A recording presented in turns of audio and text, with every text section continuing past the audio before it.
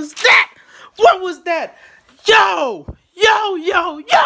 Just finished watching Hell in a Cell with Sheen. Oh, man. Oh, man.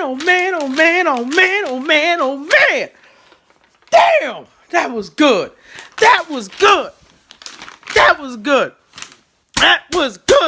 Man, that was good. I'm MCZX. This is Smart Kingdom. Good Lord.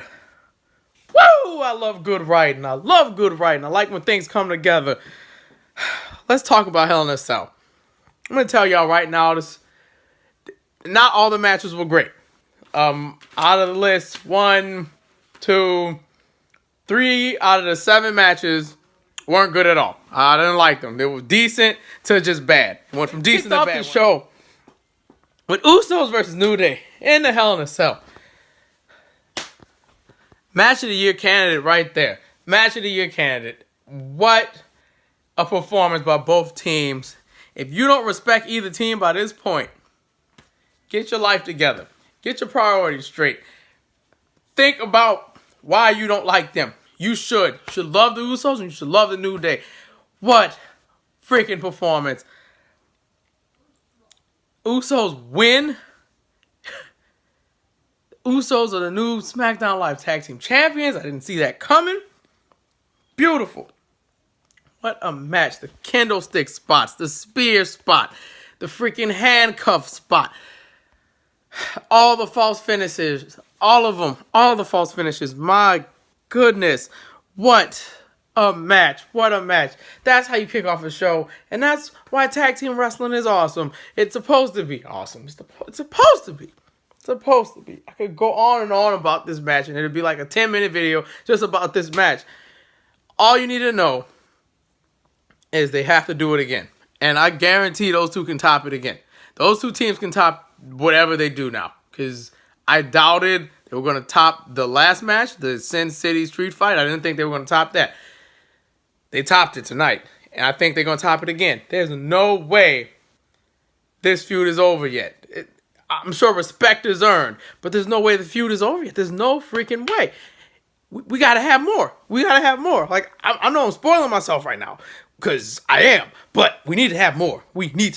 These are good matches, great tag team matches. That tag team match alone is an A+. If we were just rating the freaking pay-per-view off of that one match, A+. Good Lord. I'm just going to tell you, watch it. Find a friend. Find it on YouTube.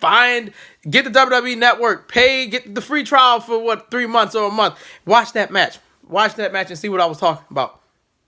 Because I can't put it into words how amazing that match was. I'm sorry, I cannot. Randy Orton versus Rusev. Listen, if they were going to do something different, like Rusev winning the match, then maybe I would be interested. But I'm not interested.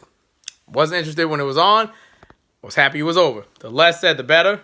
Orton won. He sent the people home happy with RKO. You knew it was going to happen. I'm sick of Rusev losing. Just going to be honest. I'm tired of it. Triple threat match. Yeah, it's a triple threat match now. Ty Dillinger got added in on the pre-show, which I didn't watch. By the way, Chad Gable and Shelton Benjamin beat the Hype Bros, and the Hype Bros did not break up on the pre-show. It's probably being saved for later. More heels on SmackDown, man. Oh, my goodness. Anyway, United States Championship match is now triple threat. It's Baron Corbin versus Ty Dillinger versus AJ Styles. Now, to be fair, the match at the start wasn't that great. It was slow, and it wasn't like slow and methodical. It was just slow. Nothing's really happening. You got one man down, two people going at it. One man down, two people going at it. But it picks up around the middle and the end of the match. And then at the end of the middle of the match was really good. So that match is definitely B+ material. I enjoyed that Baron Corbin is the new United States champion, and he won using a shortcut. He cheated. He pulled an edge. The ultimate opportunist, and he won, and I'm very happy about it. That's great. B+ for that match. As for the Randy Orton Rusev match, if I was great in that match, I'd give it since it's the same thing, C-. C minus. I had some glimmers of hope that Rusev was gonna win, but he didn't. Women's Championship match: Charlotte versus Natalya. There's a mixed bag on this match. At first, I didn't like the finish, but when I thought about it, the finish made more sense. A lot of psychology in that match, working on the knee of Charlotte and whatnot. And Natalya DQ'd herself when she hit Charlotte with a chair right to the knee. And that was that. No cash in, none of that stuff. But Charlotte's left with maybe a bad knee now because of Natty. And Natty is still the women's champion. I think that was okay. People love or hate this match. I personally, now I love it when I had to think about it. In retrospect, I'm going to give it at a B. That was a B+ match. Number 5.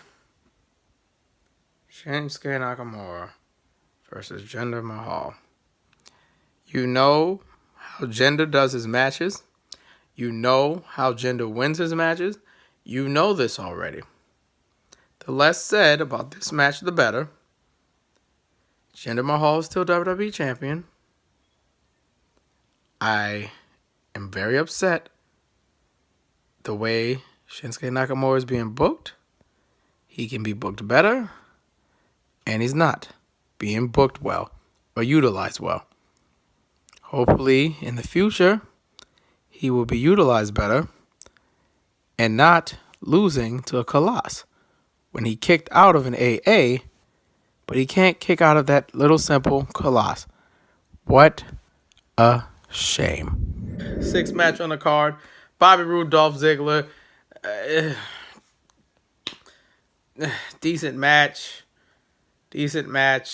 Another C match. Nothing spectacular. As for the Nakamura match, a D-. I can't believe I'm giving a Nakamura match a D-, but Jinder's matches have never been good on pay-per-view, so why am I not surprised? But Bobby Roode, Dolph Ziggler, C was just a decent match. I like Dolph's new entrance. His new entrance is, I'm here to show the world. They play his theme, and then they play like a little DJ skip. I think you can find that sound in FL Studio if you look hard enough, and you just get and he walks out to nothing. Kind of like when R-Truth used to walk out to, the truth will set me free, and then truth comes out. It was a decent match. Bobby Roode won with a roll-up, and then he got hit with a zigzag. That was that. And now we come to why I was so hyped. Main event, Kevin Owens versus Shane McMahon. Now, I know some of y'all out there are going to think this match is a load of crap. It's stupid. It's a spot fest. I hear that. But this match needed to be in a Hell in a Cell. Based on the storytelling. Based on how personal it is. Based on everything that WWE gave us on SmackDown Live. This needed to culminate here in Hell in a Cell. I'm glad it did. Now, it wasn't better than the Usos New Day match. I mean, it's not going to be. Shane McMahon is not a pro wrestler. He's a brawler. He's no AJ Styles by any chance, but he can hold his own. Now, Shane did hold his own. Great spots. My anxiety went up really high in this match because they went on top of the cage and they were doing moves on top of the cage. Freaking suplexes and a body slam, pop-up powerbomb, for Christ's sakes, on the cage. You know, and the whole time, I'm expecting the cage to break and Shane would fall from however high that cage is into the middle of the ring and die in front of his kids. And I would have felt terrible about that. At the same time, I was excited. At the same time, I wanted the cage, the cell thing to fall apart. And they both fall through. I wanted that. I'm glad we didn't get that. Got something so much better. So, I'm just going to run down how this ends. KO, is trying to leave after getting off top of the cage. Shane chases him. Shane chases him down. He kicks him a couple times. And he runs his head into, the cell. And he runs his head in the cell again, the third time. He goes down and KO falls and to the table. So you would think Shane would pin him, and that'd be that. It's Shane McMahon. So He doesn't do that. He doesn't do that. Of course he doesn't. Shane positions Kevin Owens on the SmackDown Live announcer table because you know the Spanish announce table got killed. It always does. It's just tradition. It goes on. They move to the main table. They take all the stuff off. Kevin Owens is laid out there. Shane looks up. I'm like, he gonna do it. He gonna do it. I knew he was gonna jump off this cage. Could be PG, could be rated G. He's gonna do it. He goes up there. He does the cross thing. Jumps down and he misses. Now, when he does it the first time, when you see it the first time, it looks like Shane just missed. Shane just missed. And then you hear Corey Graves say, Sami Zayn, dun, dun, dun. Yeah, Sami Zayn pulled Kevin Owens off the table for Shane to crash and burn. And then he positions Kevin for the pinfall, makes the referee count 1, 2, 3. Kevin Owens wins the match. I'm so freaking glad I was wrong. I'm glad I was wrong. I can admit when I'm wrong. I'm glad I was wrong. Holy hell. What story writing? What story writing? It's wonderful. Give the man who's writing this a raise because he knows Shane, he knows KO's character, he knows Sammy's character, and he's got something here. Whoever that is on the creative team, give them a raise. They deserve it. That's freaking awesome. Just a freaking awesome thing. Sami Zayn has gone heel. Sami has joined the dark side. The best friend forever ring is real. He'll always be his best friend forever. He saved him despite everything he's been through. KO's been spitting on him for years. For years. Since NXT days. Just pit. And for some reason, Sammy just says, you know what? Can't beat him. Despite me beating him at Battleground, I'll join him. And maybe this is because of the success. Maybe this is because of Sammy's progression in WWE compared to Kevin's. Kevin has gotten everything by being this bad guy. Sammy's always done things the right way. And maybe the right way isn't the way this time. And that's why Sammy did it. He wants his moment, and he got his moment. It kind of reminded me of Ciampa and Gargano when they broke up. Gargano did it because this is his time now. He's tired of being tethered down to DIY. It's about the Blackheart Project, Ciampa. It's about him. It's about Tommaso. And I think for Sammy, it's more of frustration. Now, he could play this role like, oh, I did y'all a favor. I saved Kevin from getting squashed, and I saved Shane. My bad. I saved Shane from harming himself more by harming KO. KO went through a table. Shane went through a table. It's even.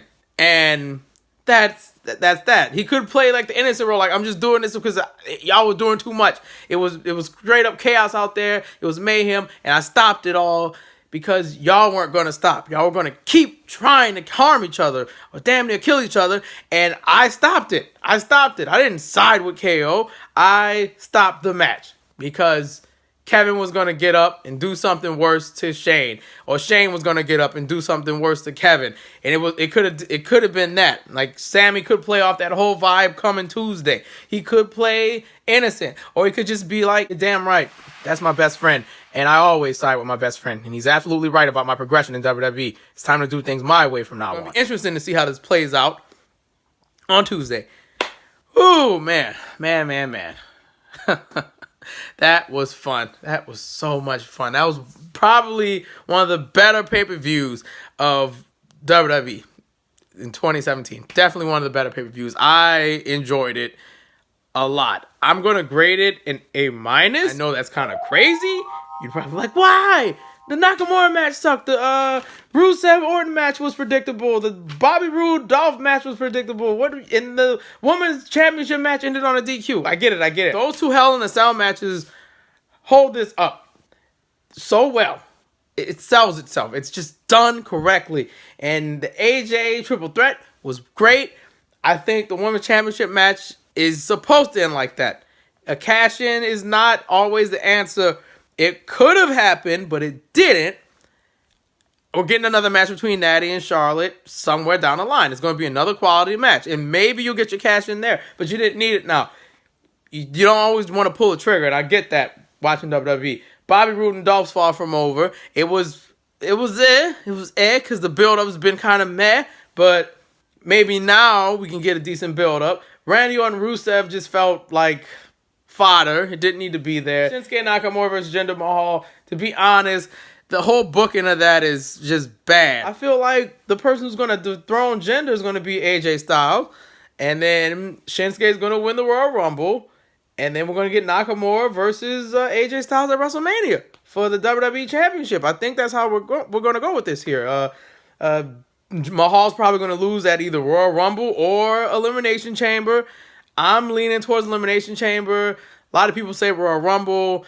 I mean, either or is fine. But Nakamura winning the Royal Rumble needs to happen. That's important. That's very important. And even if he doesn't win, he should be #1 contender to face the WWE Champion. That's what should happen. But I don't know. But besides that, those 2 Hell in a Cell matches alone made the show what it was. And it was a great show. Spectacular. And that's all I have to say about Hell in a Cell. Good God. What just happened with Sammy?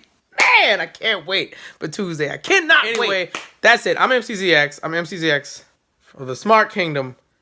What a show. I'm so hyped right now. I hope you guys continue being great people. Be awesome. Stay great. Be the best person you can be. Like, share, subscribe, all that stuff. And I'll see you in the next one.